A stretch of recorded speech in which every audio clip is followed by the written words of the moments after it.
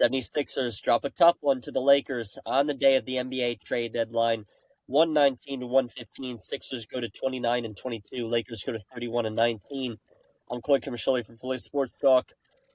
I'm going to break down the game for you guys. I'm not going to talk about the Sixers trade deadline. I've already recorded a podcast on that. I'd suggest you guys go listen to that. That was a brutal one.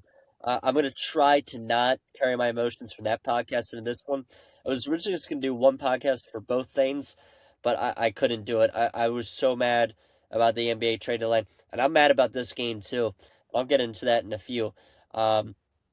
Sixers had this one. This is just, there's so many games like this throughout the season that you just wonder what would our record be if we weren't idiots.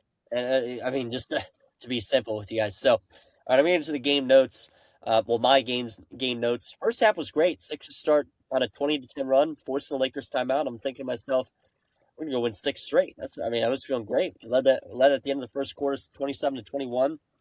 In the second quarter, BJ Edgecombe hit a 3 and 8 in space. He started to talk some smack. It was pretty cool. Quentin Grimes had a great poster on Jake LaRavia. Things were looking good. For the Lakers, Luka Doncic went to the locker room, which is not good with a leg injury it seemed, and he did not return to the game. But Sixers went at halftime, leading 59-51. At third quarter, we started out hot again in the third. We made it 65-51, forcing the Lakers timeout to start the third. I'm thinking, wow, great response by this team after their front office screwed them at the deadline a little earlier.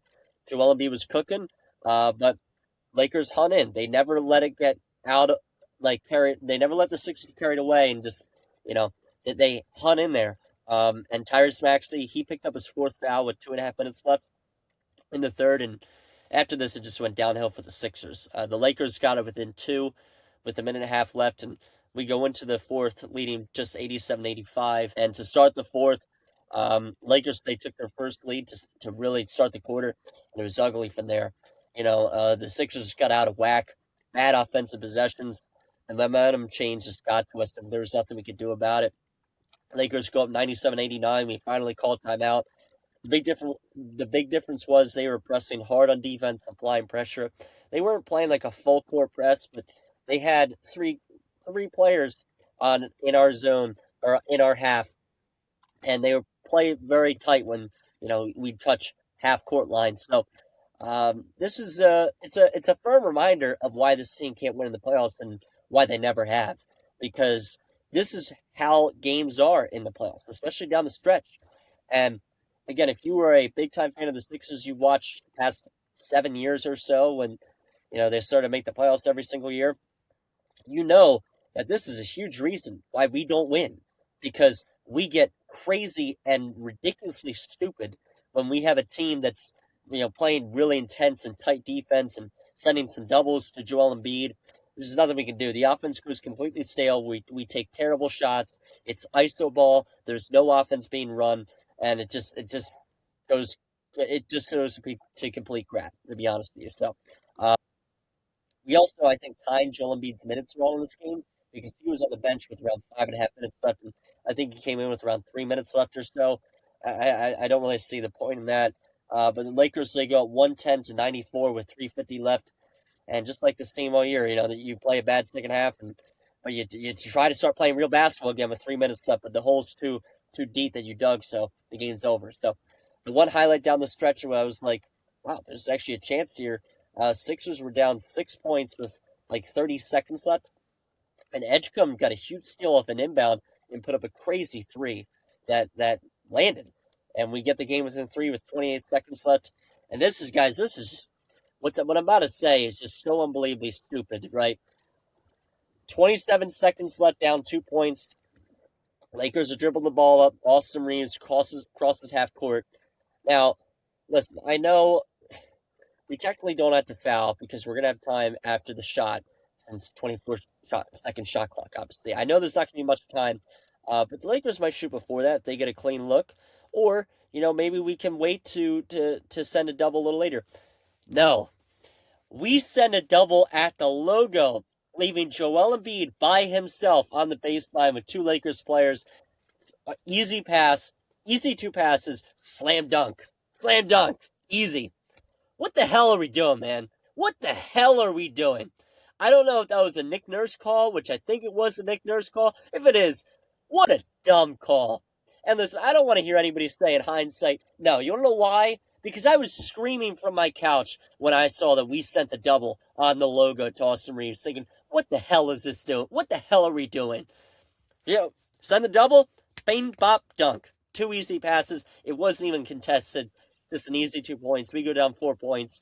Tyrese Maxey gets the ball at the inbound. He hucks up a terrible three. Doesn't even hit the rim because he's trying to draw a foul like he always does in those situations. We lose. If that was a Nick Nurse decision, what a dumb move. What a dumb move, man. I just don't understand it. Again, it's a valid argument to say, well, the Sixers will only have like 2 to 3 seconds left on the clock if the Lakers put up a shot and we got the rebound. Yes, you're not wrong, but there's other ways to go about it in the final 27 seconds where you have a lot of time to potentially force a turnover, or you just send a double a different way when there's not two guys wide open on the baseline. It didn't have to be done this way. It was just handing them the game on a silver platter. So, yeah, that's how the loss was. The team is too predictable. I put this on my Twitter with like 4 minutes left on the game clock before it got this close. I knew this game was over with like 7 minutes left in the game. And anyone who hasn't watched the Sixers in the last like 7, 8 years just wouldn't understand. Because it goes back to everything I talked about earlier when how a team plays tight defense on the Sixers, they just feel completely brain dead and they don't know what to do. They can't play without Embiid. They can't play without Embiid. And when Joel Embiid gets doubled, the team just goes to complete crap. That's what happened tonight. So, really disappointing game. Joel Embiid, 35 points, 13 to 19 from the field, 7 rebounds, 7 assists, 1 steal, a couple blocks. A great stat line. Wasn't much of a factor in that fourth quarter because of um, he was just getting doubled the entire time. So sorry, a little brain lag there. Actually, 26 points. He shot terrible from beyond the arc. 1 to 9 from three. 11 to 22 from the field total. 13 assists. 4 steals, which is good, but nothing crazy. Edgecombe 19 points. 7 to 16 from the field. 3 of 7 from three, including that crazy one. 10 rebounds. 4 steals as well. 15 steals as a team, which is good. Kelly Oubre, he had 8 points. Nothing really going for him tonight. Dominic Barlow got the start. We converted him to a standard deal, which is good, which is really good. I really like this guy. He declined standard deals in the all season to take a Sixers contract on a two-way deal. Good to see there. 13 from Barlow, 6 to 10 from the field. Nothing too crazy. Off the bench, nothing really. Trendon Watford was 3 of 3, had 6 points, a couple rebounds, a couple assists. Edwards had 2 points. He got 5 minutes early on in the game, but that was about it for him. Bona 2 minutes, 2 points in 11 minutes, and Quinn Grimes 4 points in 27 minutes. So, 21% from three for the Sixers in this game. This is not going to do it. 5 of 24. Bad shooting night from three. Those nights happen, but this game, Sixers played so well in the first half just to completely go numb in the second half, and even have a lead at 65 to 51. You just got to find a way to close this. It's just that simple. This game should not be lost. So, just 4 offensive rebounds for the Sixers in this one compared to the Lakers 10. That's something that they were doing better as of late, but nothing really here. The killer was Austin Reeves for the Lakers. Just 25 minutes for him off the bench, but he scored 35 points. Was 12 of 17 from the field, 5 3-pointers, including three in that fourth quarter, three huge ones in that fourth quarter. 6 rebounds for him, couple assists. Just nothing. Just too many good looks. The zone defense is not working for the Sixers in that fourth quarter. I'm not quite sure why we stuck with it for so long. Just trying to piss us off, man. Really trying to piss us off with some of the decisions in the fourth quarter for this team. So again, I mentioned Luka Doncic. He got hurt. Hoping the best for him. You never want to see that. LeBron James, 17 points, 7 to 17 for the field, 10 assists. Nothing really for him. 8 turnovers. Kind of crazy. But other than that, really disappointing loss for the Sixers because they played so well in the first half and even, a little halfway through that third quarter. But again, we're 2-1 so far on the West Coast trip, which I probably would have signed that in blood if you told me to start the three of the first 5 games in this West Coast trip. We round out Phoenix on Saturday at 9 o'clock and Portland on Monday at 10 o'clock. So hopefully, maybe maybe we can win both. I wouldn't mind a split. That means we would go 3-2 on the road stand, which would be pretty good considering this West Coast trip. But Sixers really should have dropped this one.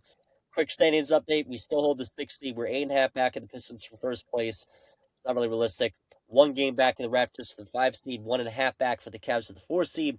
4 games back of the Knicks and the Celtics, who are tied for that number 2 seed. We have a 2.5 game lead on the Magic, who are the top seed in the play-in tournament, and a 5.5 game lead on the first team out, which is the Charlotte Hornets, as they're the first team out of the playoffs right now. So, uh, not good for the Sixers with the teams above them just constantly winning. You know, the Raptors won their recent game, Cavs won the last two, Celtics won the last four, Knicks won the last eight. It's not helping the Sixers. So I know the Sixers won 5 games in a row, but it's tough to gain ground when teams are doing that in front of you. As for games around the league, nothing too crazy. The Pistons lost the Wizards tonight, which is kind of wacky. Magic, they beat the Nets. Obviously, the Magic are a little behind the Sixers as they hold the play-in.